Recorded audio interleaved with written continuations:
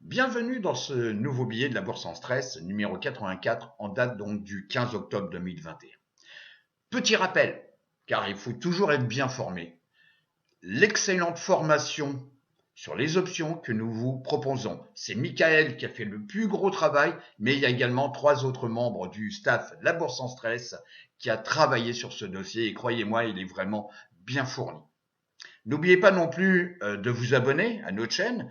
Également la petite clochette, voilà, pour être averti de toutes les nouvelles vidéos qu'on peut poster et que Michael vous poste. Nous en sommes donc le 15 octobre 2021. Je reprends la roue sectorielle. Ça fait des années que je travaille avec la roue sectorielle. Pour moi, c'est un excellent indicateur. C'est mon indicateur. Ça va peut-être pas forcément correspondre à quelqu'un d'autre, mais c'est l'analyse de l'avancement de chaque secteur en fonction également d'un cycle économique. On dit très souvent que la roue sectorielle est en avance entre 6 et 9 mois du cycle économique. Donc c'est pour ça que je le suis. C'est un excellent indicateur. C'est pas la boule de cristal, mais il vous dit comme quoi, au niveau de l'économie, il risque de se passer ça.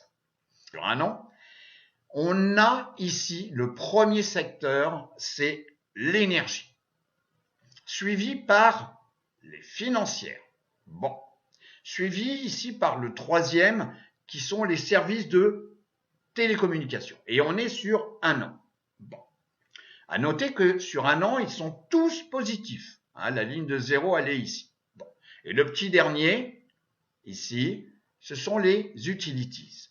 Ici, vous avez également ce que j'appelle moi les couches culottes, XLP. C'est toujours les produits récurrents que, quelles que soient les conditions de marché ou de l'économie, on en a toujours besoin, toujours. C'est pour ça que j'appelle ça les couches culottes. Sur 6 mois, on voit que sur 6 mois, l'énergie est également le premier secteur sur 6 mois. Suivi ici en deuxième position par les financières. Donc on voit comme quoi on a adéquation 1 an, 6 mois. Bon, 3 mois, j'ai également l'énergie. Donc là, on a vraiment un alignement total des étoiles. 3 mois, 6 mois, 1 an, l'énergie. Alors, un petit mot très important sur l'énergie. Ici, je vous propose de faire une analyse, donc on est en bougie mensuelle, depuis les années 2000, sur le SP500, donc le SPX, ici, bougie mensuelle. Et ici, vous avez donc le crude oil, donc c'est le cours du pétrole, donc en X dollars par baril. Et on voit comme quoi il y a une influence toujours directe entre le comportement de l'énergie, donc du pétrole, par rapport au cycle de la bourse. Et on voit comme quoi on va prendre pour référence donc ce qui s'est passé 2007, 2008, 2009, novembre 2007, et les marchés ont commencé donc à baisser.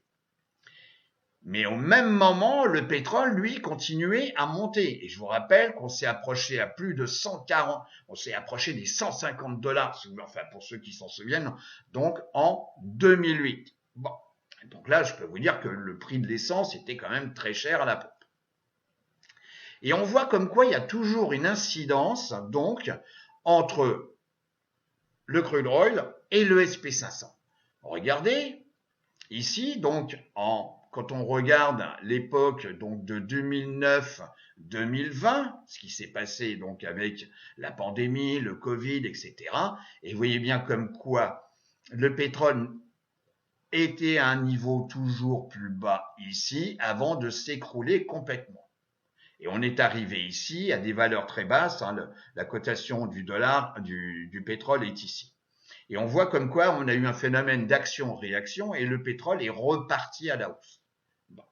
Et là, on vient de dépasser, ici, vous voyez, à plus de 70 dollars le baril, on vient de dépasser les niveaux que nous avions travaillé, enfin que les cours ont travaillé donc en 2018. Si on revient dans le passé, alors bien entendu, le passé n'est pas fait forcément pour être répété, mais vous voyez bien, on retrouve ici des niveaux similaires dans le temps passé et que ici, le pétrole a cassé. Et que potentiellement, on n'a pas du tout le même niveau ici. On risque peut-être de retester ici les 110 $. Il est probable au niveau du crude oil. Et en tous les cas, on a dépassé ce niveau qui était anciennement niveau de résistance. Alors, que vont faire les marchés? On risque, en tous les cas, bon, pour la fin d'année, je pense qu'on risque pas grand-chose. Par contre, pour 2022, il faudra quand même être attentif. On risque d'avoir des actions et donc des indices très chers. Donc, voilà, c'est pas une alarme, c'est pas non, il faut être prudent et je vous avertis un petit peu à l'avance. Par contre, le pétrole est certainement un secteur à travailler, à investir. Donc là, on est en train d'analyser donc les secteurs par rapport donc au SP500. Et vous voyez comme quoi je suis sur 6 mois et sur 6 mois, on retrouve que 4 secteurs au-dessus du comportement du SP500. On retrouve la technologie, l'énergie bien entendu, ok, les financières et les real estate. Tous les autres secteurs par rapport au SP500 sont négatifs. Alors, je vous propose donc de voir les indices, donc les 4 indices, de voir également des sous-secteurs à suivre, ou en tous les cas qui méritent une attention particulière, mais ça, ce se fera sans la caméra. On se retrouve tout de suite.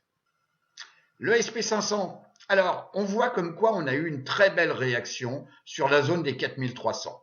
Ok, point.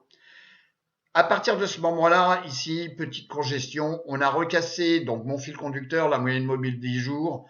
On est revenu la tester, vous voyez.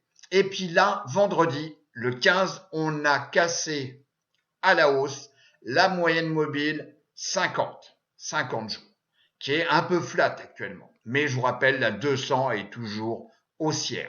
Donc là, c'est vraiment de bon augure pour la continuation de revenir tester ici des valeurs les plus hauts, pour l'instant connues, dans la zone des 4530 à point. On regarde le VIX. Eh ben, vous voyez, après la petite peur, donc du 20 septembre, eh ben, on est revenu donc casser la moyenne mobile, donc 200 jours, la 50, et on revient dans cette zone des 15 points pour le VIX. Donc la volatilité de la volatilité par rapport à la volatilité. On voit comme quoi on est repassé au-dessus, et donc ça c'est également positif. On est repassé au-dessus de la moyenne mobile 50 jours de la comparaison. Après avoir testé ici, vous voyez là, 200 jours de la comparaison, jeudi, on a cassé non seulement la 200, mais la 50 avec confirmation vendredi. Donc c'est positif pour cette fin d'année. Ici donc, en comparant donc les 4 indices, ici sur 6 mois, eh ben, ils sont tous positifs. Le premier, bien entendu, reste néanmoins sur 6 mois, attention.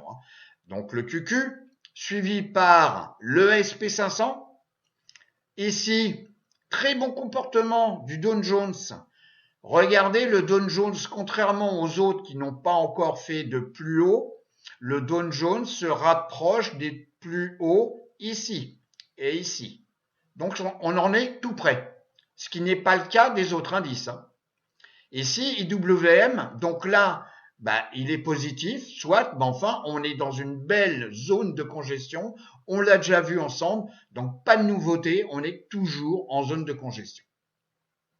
Ici, donc, on voit d'une façon précise le QQ. Alors, contrairement donc au SP500, le QQ, donc le Nasdaq 100, n'a pas cassé à la hausse la moyenne mobile 50 jours, qui est les sous-secteurs sur 6 mois. Vous voyez comme quoi, là je vous en ai mis 15. Je vous rappelle, il y a 144 donc sous-secteurs, donc ce qu'on appelle les industries. Donc je vous ai mis les 15 premiers sur 6 mois. Donc vous voyez par exemple, on en parle encore, vous voyez, donc tout ce qui est charbon, ok. Donc l'énergie, on a une progression sur 6 mois de 86,42. Et puis on a également, vous voyez, oil et gaz exploration et production. Donc ça, je vais en parler juste après. L'aluminium, donc encore donc les produits de base.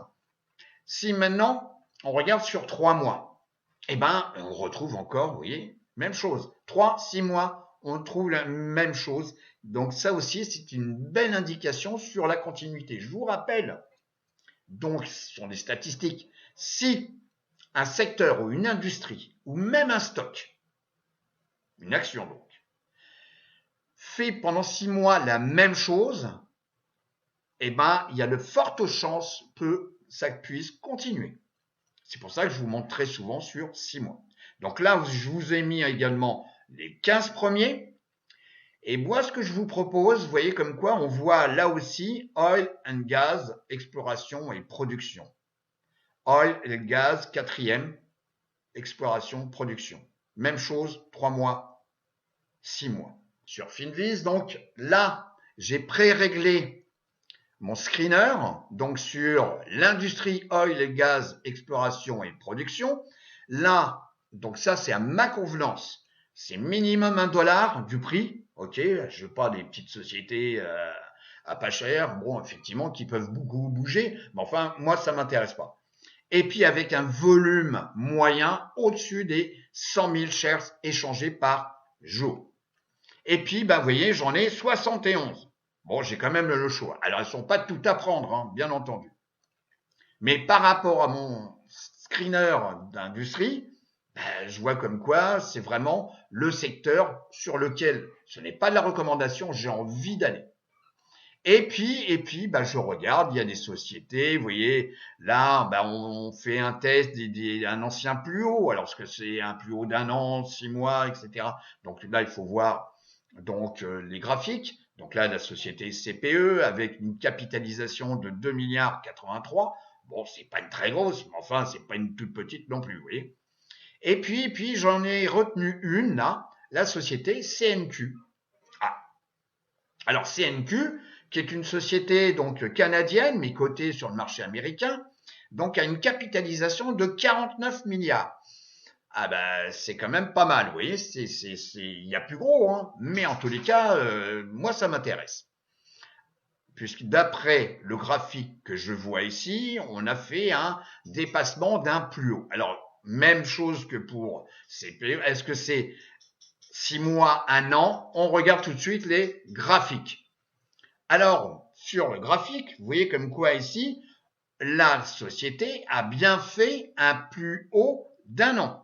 Ah, CNQ est au-dessus, donc vendredi, on a clôturé donc à plus de 42, pratiquement à $42, et on est au-dessus de mon petit fil conducteur, au-dessus de la moyenne mobile 50 et au-dessus de la 200.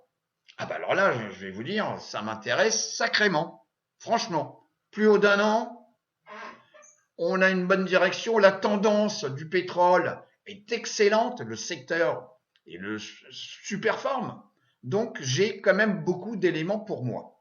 Cependant, j'oublie une chose, c'est de regarder dans le temps passé, parce que c'est ce que j'appelle l'effet mémoire. Les cours se rappellent toujours de ce qui s'est passé. Et là, il me manque juste une information, c'est de regarder, de remonter le temps bien plus loin en arrière pour éviter de me faire simplement avoir. Parce que ça, c'est vraiment très tentant hein, de prendre maintenant, par exemple, que ce soit des ventes de put, même si le VIX, il n'est pas génial, mais ou de faire un achat de call ou etc. Ou simplement d'acheter purement et simplement le stock.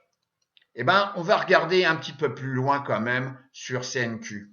Et CNQ, vous voyez, je suis en bougie maintenant hebdomadaire et on voit comme quoi il y a une ancienne résistance qui est à plus de $45. Et que mon cours actuel, on est, vous voyez, on a dépassé les 42. On est à 42, voilà. Bon. Eh ben, sincèrement, je vais vous dire une chose. Les marchés se souviennent toujours.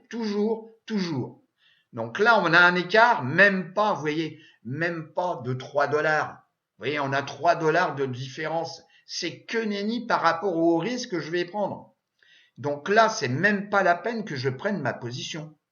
Parce que là, effectivement, les cours ont un effet mémoire Et là, on s'en approche d'une zone de résistance qui a été testée quand même plusieurs fois dans le temps passé. Donc là, c'est un truc à se faire avoir. Donc non, je ne vais pas prendre CNQ.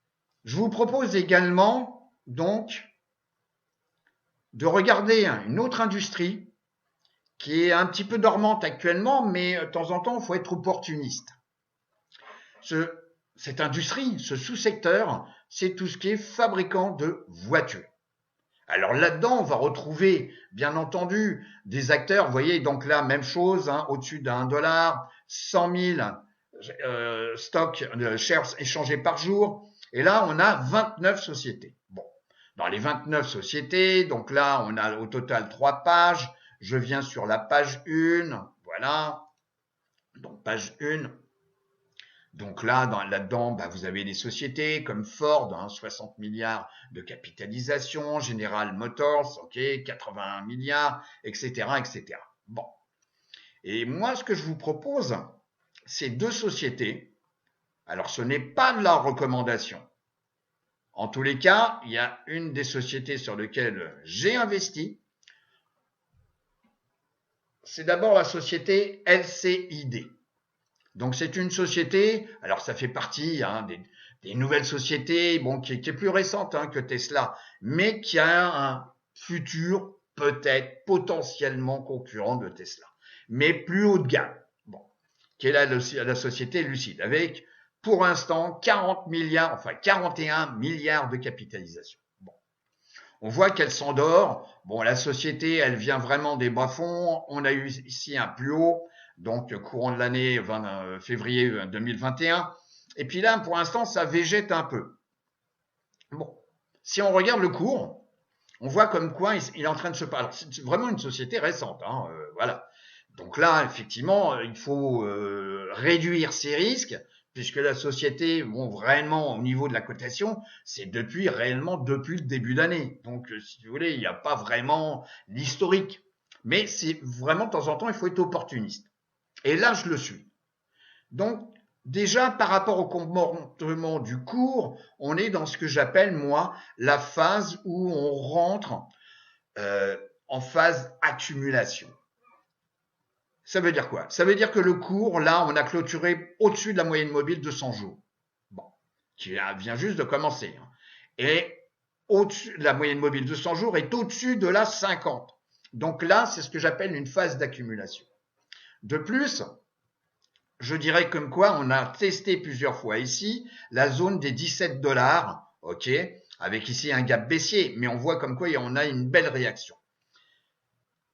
On ne fait pas de plus bas actuellement, vous voyez, on n'a pas fait des plus bas. Donc pour l'instant, c'est une zone de congestion et si on regarde un peu, on est au-dessus de la moyenne mobile de 100 jours. Et la tendance ici, sur un petit court terme et haussière.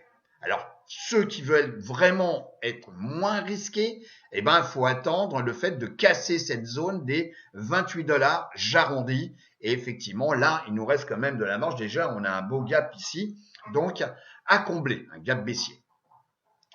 Également, autre société, je reviens sur, vous voyez, autre société, voilà. Alors, ça, c'est une société, Nikola, alors qui, soi-disant, était précurseur du camion donc autonome, du truck autonome, donc des camions autonomes sans chauffeur, etc. Alors, effectivement, il y a eu pas mal de blabla, dire comme quoi la société était pourrie, etc., etc. Et je vous rappelle comme quoi l'investissement ou même le trading parfois se fait sur des sociétés où il n'y a aucune correspondance d'un point de vue économique. Je suis désolé. Tout le monde a investi sur Tesla alors que la société, alors, est bourrée de dettes. Ok? Bon, cependant, comme Amazon, etc., la société superforme et va très bien. Alors, cette société, Nicolas, donc là, c'est pas un coup de poker, c'est juste, là aussi, il faut réduire donc ses risques, son risque, mais en tous les cas, ça peut être intéressant. Alors, non pas à jouer, mais en tous les cas, ça peut être intéressant, simplement parce que c'est un phénomène émotionnel. C'est un peu comme les crypto-monnaies, c'est-à-dire que la valeur, elle est ridicule parce que pour l'instant, on peut pas tout acheter avec des crypto-monnaies, mais comme il y a des gens qui interviennent, là, ça devient intéressant parce qu'on joue avec, on va dire, les émotions. Voilà, où les gens vont acheter, d'autres vont vendre et tout. Et ben là, c'est vraiment de la spéculation. Je l'affirme, oui, c'est de la spéculation. Mais en tous les cas, il y a un petit truc qui est intéressant, c'est qu'effectivement, on a une grosse baisse, etc. On a testé plusieurs fois la zone des 9,65 $. Ok, bon, elle n'est pas très chère en plus cette société. Et là, on est dans un petit canal depuis pas longtemps, hein, on va dire depuis août, dans un canal légèrement haussier. Et on est au-dessus donc de la 50 qui commence un petit peu à s'aplatir et la 10, la moyenne mobile 10 jours, mon fil conducteur, est au-dessus de la 50. Bon. Et la pente de la 200, elle commence un petit peu à s'infléchir. Alors, est-ce qu'on va revenir tester effectivement la 200? La 200 jours, il est probable à 14,64. Bon, donc ça nous fait un petit peu plus de 4 $. Donc ça nous fait un petit peu plus de 4 $. Est-ce que ça mérite une attention particulière? Oui, en tous les cas, moi, oui, je l'affirme, oui, oui. J'en ai pris, alors avec un minimum de risque. Donc je l'ai pris quand on a coupé ici la moyenne mobile, donc 10 jours, exactement à 10,70 je l'ai pris. Voilà, avec un niveau de stop qui est en dessous des 9,65 pour éviter de se faire choper sur la chasse au stop, comme dit. Donc j'ai mis un stop à 9 $. Bon, et ben voilà. Donc ça aussi, c'est purement de l'émotion. Les fondamentaux de la société sont pourris, je vous l'accorde. La publicité qu'il y avait eu sur le camion qui roulait tout seul, etc., ont été le camion n'avait pas besoin d'intelligence artificielle pour rouler puisque la route par définition descendait. C'est simplement lors de la prise de vue où on a l'impression que la route était flat. Mais peu importe, il y en a beaucoup qui suivent ce que je suis en train de vous montrer et de temps en temps avec il faut pas mettre 50% de votre portefeuille là-dessus, vous voyez, mais avec un risque de 0,5% de votre capital, et ben voilà, ça peut être intéressant pour cette fin d'année et en plus sur un secteur qui est intéressant à suivre. Je vous propose donc de nous retrouver dans 15 jours. Je vous souhaite donc 2 semaines de bon trading et je vous dis à très très bientôt. Au revoir.